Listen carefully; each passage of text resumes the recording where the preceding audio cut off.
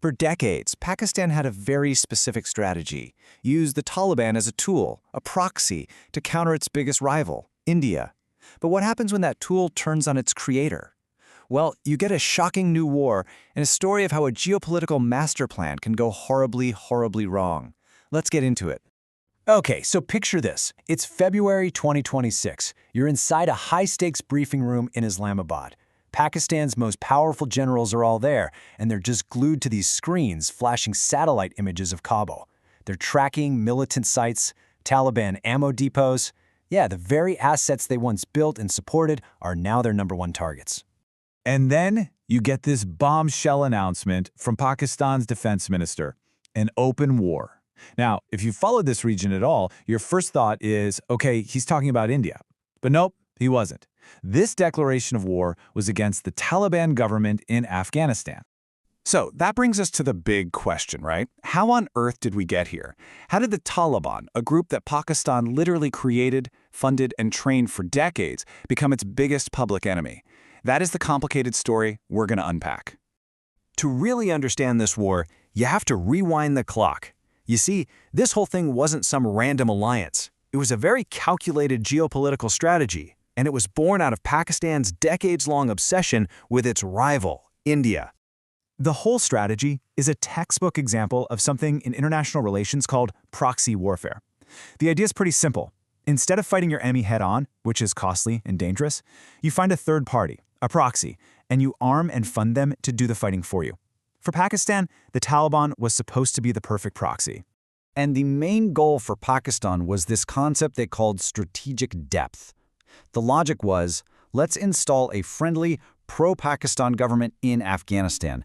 That way, their entire western border is secure, and it creates this huge buffer zone, giving them a massive strategic advantage against their main enemy to the east, India. And you know, for a long, long time, it looked like the plan was working perfectly. It all kicked off in 1994, when Pakistan's spy agency, the ISI, made a deal with Mullah Omar. They gave him weapons, money, training, the whole package. And it worked. By 1996, the Taliban took Kabul. Even after 9/11, Pakistan played this double game, publicly supporting the US while secretly keeping the Taliban alive. So you can imagine, when the Taliban swept back into power in 2021, Islamabad was celebrating. They saw it as this grand strategic victory. But here's the thing they didn't really account for. When you create a monster, you don't always get to control it. This is what we call blowback. And for Pakistan, it came in the form of an even more violent offshoot, the Tehreek-e-Taliban Pakistan, or the TTP. Now, this is a really critical distinction to make. These two groups, they share an ideology, sure, but their goals, totally different. The Afghan Taliban, their focus is on ruling Afghanistan. The TTP, the Pakistani Taliban, they have one single terrifying goal: to overthrow the state of Pakistan itself. And the TTP's methods are just unbelievably brutal. In 2014, they attacked an army-run school in Peshawar. They went from classroom to classroom murdering children. 132 kids, some as young as 8 years old, were killed. It's one of the darkest days in Pakistan's history, and it's a horrific reminder of what the country is up against. After the Afghan Taliban returned to power in 2021, attacks by the TTP inside Pakistan just went through the roof. I mean, look at these numbers. They're chilling. In just 1 year, the number of deaths from terrorism almost doubled, soaring past 4,000. The threat was growing, and was growing fast. And so you end up with this deeply ironic, totally bizarre situation. Pakistan's #1 enemy, the TTP, is being given safe haven inside Afghanistan by its oldest friend, the Afghan Taliban. Essentially, Pakistan became a victim of the exact same double game it played against the United States for 2 decades. The blowback was complete. So Pakistan demanded that the Taliban do something about the TTP, but the Taliban basically refused. Well, that stalemate wasn't going to last, and a series of really fast-moving events just pushed this whole shadow conflict right over the edge into a full-blown war. In the last couple of weeks of February 2026, everything just spiraled. It started with a TTP attack on a Pakistani border post. Pakistan hit back with airstrikes inside Afghanistan. But then, the Afghan Taliban did something unthinkable. They launched their own full-scale military offensive against Pakistan's border forces. That right there, that was the point of no return. Pakistan's response was to declare open war. And like every war, it's civilians who pay the heaviest price. On March 16th, during Ramadan, a Pakistani airstrike hit a hospital near Kabul. According to Afghan officials, over 400 people were killed. Now, Pakistan denied targeting the hospital, but the images of those shattered hospital beds, they sparked outrage around the world. And all of this brings us to the great irony of this whole conflict. Pakistan's entire Afghanistan policy, this thing they've been working on for decades, it didn't just fail, it backfired in the most spectacular way imaginable. Every single one of its original goals was turned completely on its head. So you might be asking, why doesn't the Taliban just crush the TTP and make Pakistan happy? Well, they're caught in a strategic trap.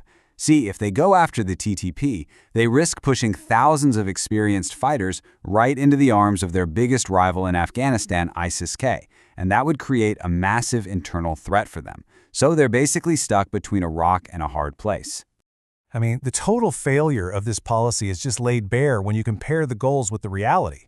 The goal was a friendly government in Kabul. The reality, a hostile enemy. The goal was a secure western border. The reality, a second active war front.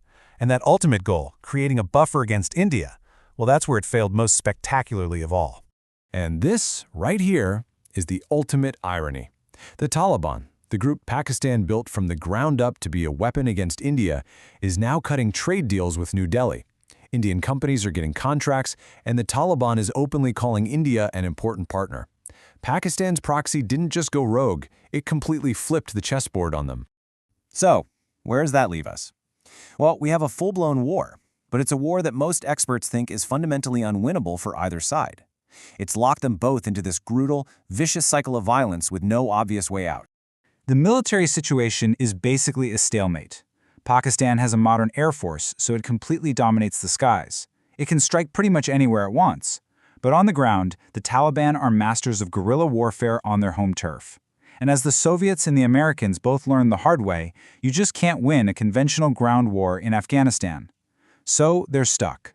Just think about that chain of events for a second. Pakistan created the Taliban. The Taliban then gave shelter to the TTP. The TTP attacked Pakistan, and now Pakistan is at war trying to put out this raging fire. And it leaves you with this one final haunting question. Can a fire ever be put out by the same